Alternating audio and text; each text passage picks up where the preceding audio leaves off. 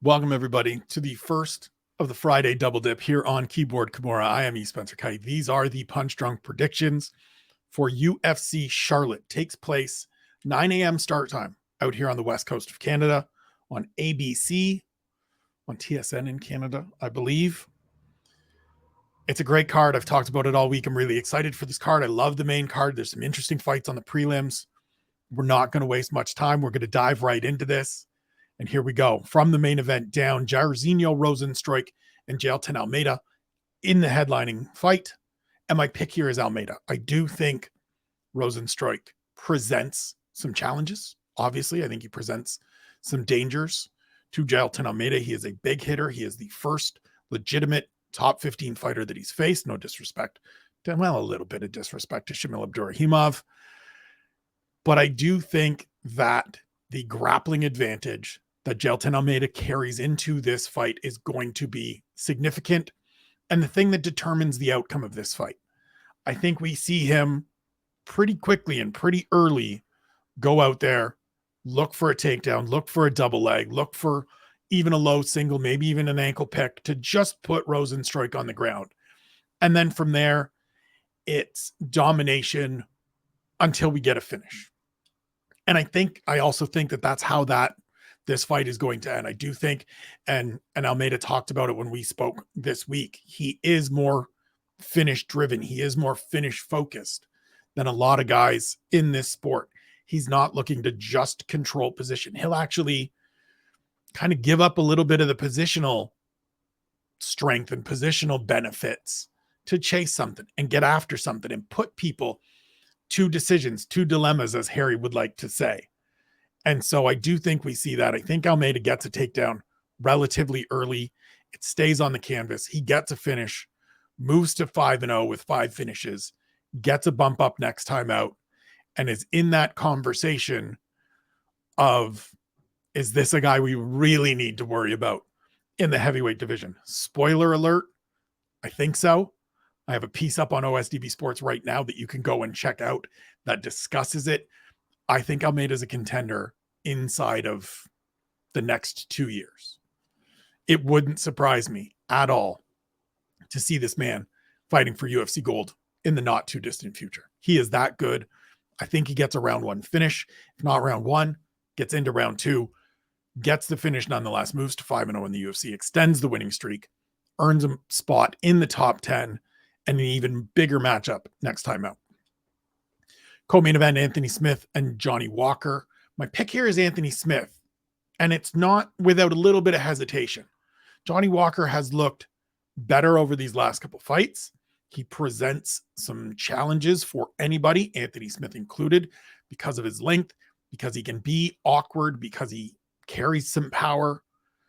But I think all things being equal, Anthony Smith is the more complete, the more cerebral, and the more fully dangerous fighter of the two. And that's maybe going to sound weird to some people because Johnny Walker has hit some wild finishes. But I think that those wild finishes, especially early, were more a function of, or as much a function of the guys he was facing as his abilities himself. Anthony Smith isn't going to fall for any of the Johnny Walker ridiculousness. He's too savvy. He's too smart. He's too experienced. He's got a great team in his corner in Mark Montoya and the rest of the Factory X crew. I think this looks very similar to Anthony Smith's fight with Ryan Spann and with tinges of Johnny Walker's win over Ryan Spann. I think there's going to be points early in this fight where Johnny Walker lands something and Anthony Smith has to not scramble to recover, but recognize the threat and then come forward. And I think that happened for both guys against Ryan Spann. For Anthony Smith, he kind of got back up and got on the offensive and got the finish. Johnny Walker, amidst the chaos, found a finish himself. But I think overall, the experience, the poise, the greater, fuller skill set favors Smith. So I'm going with Lionheart in this one. Move to the welterweight feature bout of the evening, Daniel Rodriguez and Ian Machado Garry. I wavered on this one.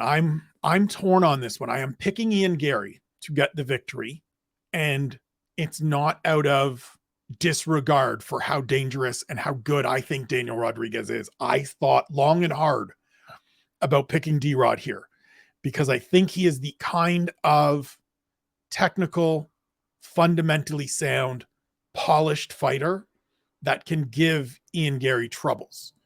We saw, as my guy Dan Tom pointed out in his Southpaw report that he posts on his Twitter feed at Dan Tom MMA, that Jordan Williams gave Ian Garry some trouble with those left hands. Daniel Rodriguez can do the same thing, and he's a better fighter than Jordan Williams. The reason I lean Garry and the reason I'm picking Garry is overall full depth of skills. I think we see a lot of low kicks. I think that leads to high kicks. I think that leads to just a lot more movement, a lot more fluidity from Ian Garry. Daniel Rodriguez is a lot more stationary. He's much more of a, you come to me and I will pick you off. I don't think Gary's going to give him opportunities that much to pick him off. And so I think the future goes out, chops away at the lead leg, mixes in some high kicks. Not sure if he gets a finish. D-Rod is tough to put away, although he is coming in off a submission loss to Neil Magny.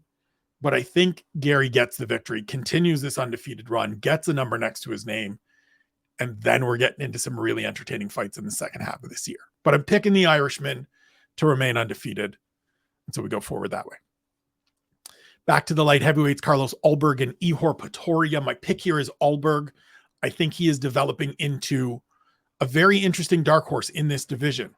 I think we kind of look back to the loss against Kennedy and Zechiku and are a little bit anchored to it, are a little bit rooted to it without giving him the credit for the victories that he's put up.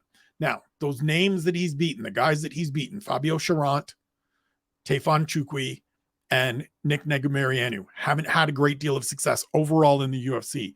But to me, this is more a representation of the growth and development of Ulberg than the level of competition. I think he's somebody that as he continues to go up the divisional ladder at light heavyweight is going to be able to continue to have success because the fundamentals are so sharp, because the power is there, because the coaching and the experience is, the coaching is certainly there. The experience is coming.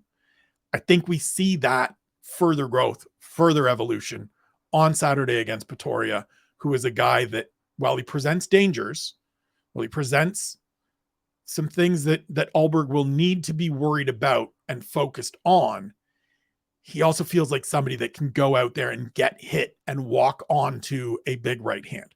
Carlos Ulberg dropped Tefon Chukwi with a jab. Ihor Potieria is going to be available for that jab and many other shots. And I think Ulberg gets the victory. Main card opener, Alex Morono and Tim Means. I am siding with Alex Morono. This is, for me, a couple of different things. One, I think Alex Morono is the more dynamic overall fighter. He moves a little better. It's a little more fluid.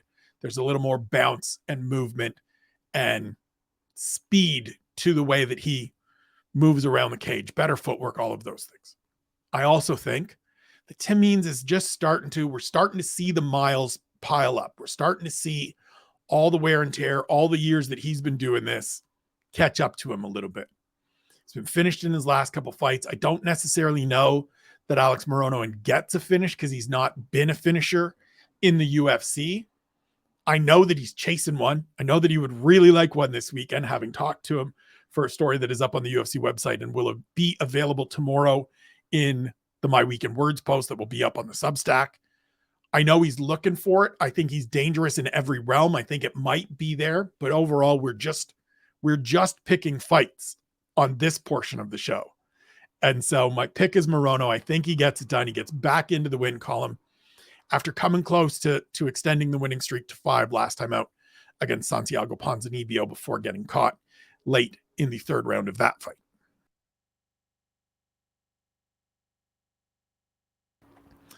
Move to the prelims. 5 on the main card, 6 on the prelims now because we lost Natan Levy and Pete Rodriguez. It closes out with the battle of veterans in the welterweight division, Matt Brown and Court McGee. And I'm leaning Matt Brown here. With all due respect to my guy, Court McGee, I just think that seeing Matt Brown go out and have a good, competitive, entertaining fight with Bryan Barberena last March in his backyard in Columbus was a better effort than anything I've seen from Cord in the last few years. This isn't strictly a Cord got knocked out last time pick. This is knocked out last time, beat Ramiz Brahima before that by just grinding him down. The last 2 wins before that actually were both just standard, typical Court McGee fights where he gets inside, he grinds, he takes you down. It's just that constant pressure. Well, Matt Brown is going to welcome you into the clinch. And so I just think that the Immortal dials one up here. I think he finds a home for some elbows. I think he finds a home for some knees and some Muay Thai work in general and becomes an underdog that maybe gets a victory. And maybe we'll talk about that on the second half of this show that'll post a little later, the Keyboard Kimura Betting Show. Move back to the heavyweight division, Karl Williams and Chase Sherman. My pick here, obviously, if you've been paying attention all week, is Karl Williams. I don't think Chase Sherman has a lot to offer, generally speaking, at this level.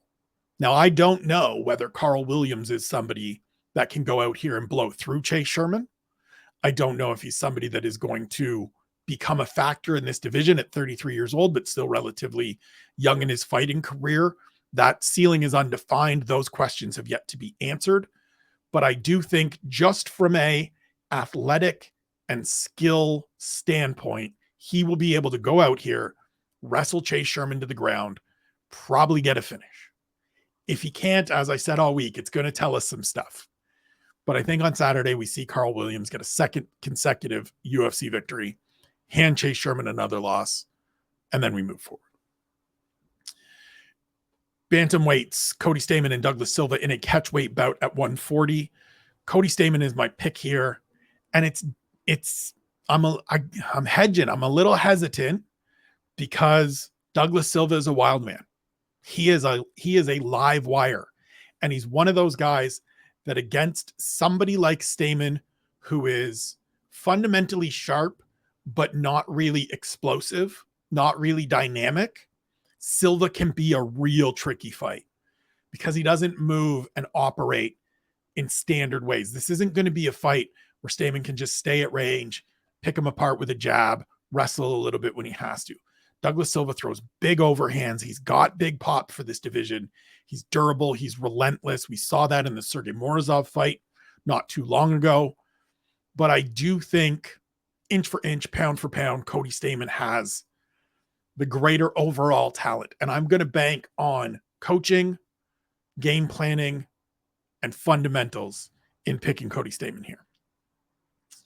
Ji-Yeon Kim and Mandy Bohm in the flyweight division. I am picking the South Korean fighter, Ji-Yeon Kim.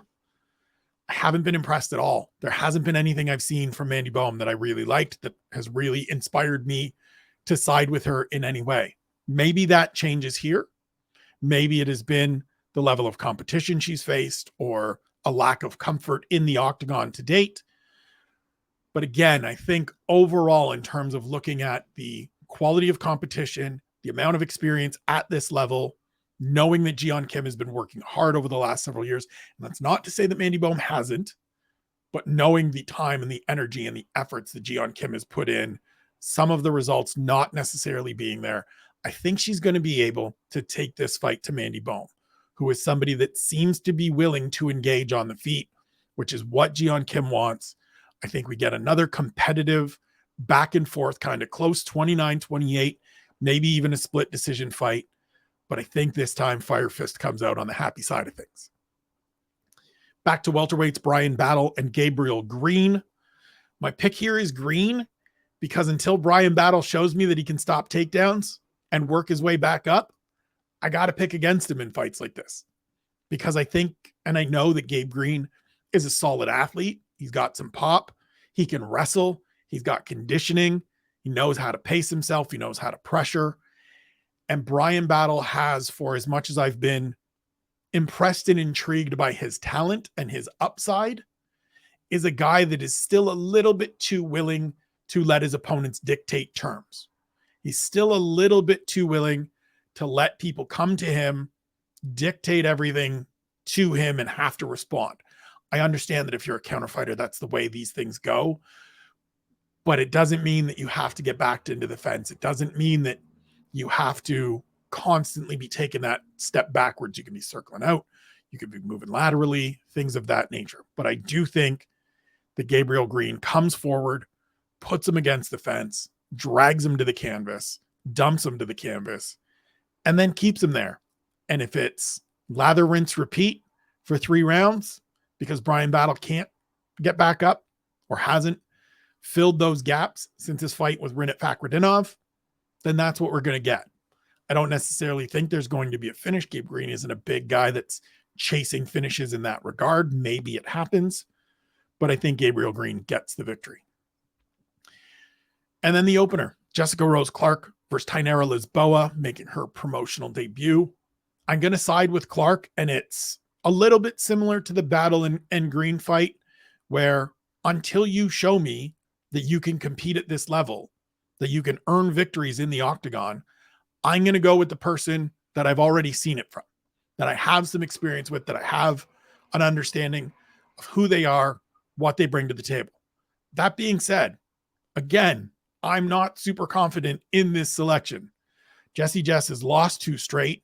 She was submitted in both of those, so I don't think that's necessarily a worry facing a Muay Thai fighter this weekend in Lisboa.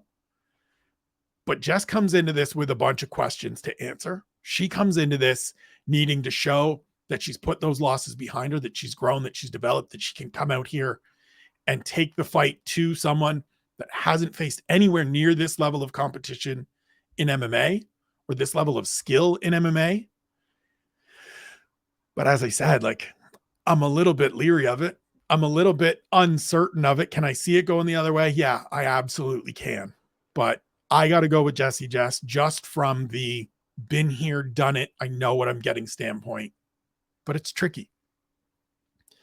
So let's run through these fights. Going through the picks one more time. You can see them up here beside me. UFC Charlotte, Jailton Almeida over Jairzinho Rozenstruik. Anthony Smith over Johnny Walker.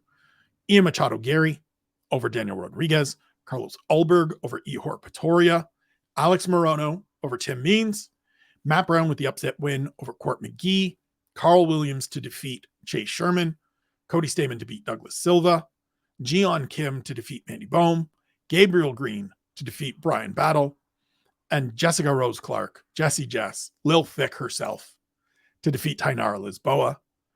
Before we get out of here, as always, I will shout out the QR code up here. Give that a scan. It will bring you to the Spencer Kite Keyboard Kimura Substack page where you can subscribe to everything that comes out on the platform. It's the podcast version of these shows.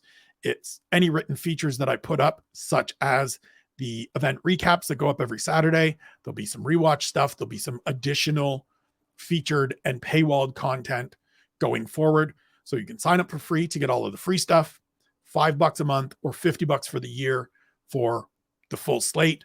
It comes straight to your email. Every time something gets published, your inbox will light up with something new from me. I appreciate it. Whether you subscribe for free or put a little money in my pocket to help me continue to do these things and build this thing out, I appreciate it either way. We're happy to have you. You also see on the opposite side, my hand's covered here now there we go, by the banner. See the name, One Bone. Again, it's on onebonebrand.com, One Bone on IG. Go check them out. Trust me. Believe me. Summer's coming. You want some fresh fits. You want some new gear. The new line dropped. The new styles dropped. The new colors dropped. They're amazing. They're built for summer. They're terrific. Some new tanks, some new short sleeves, all kinds of great colors, all kinds of great stuffs. There's shorts. There's super comfortable pants. I can't say enough about my guys from Montreal. Shouts to Adam. Shouts to Sam. Go check out One Bone. Thank you for tuning in. Thank you for watching the program. Enjoy the fights this weekend.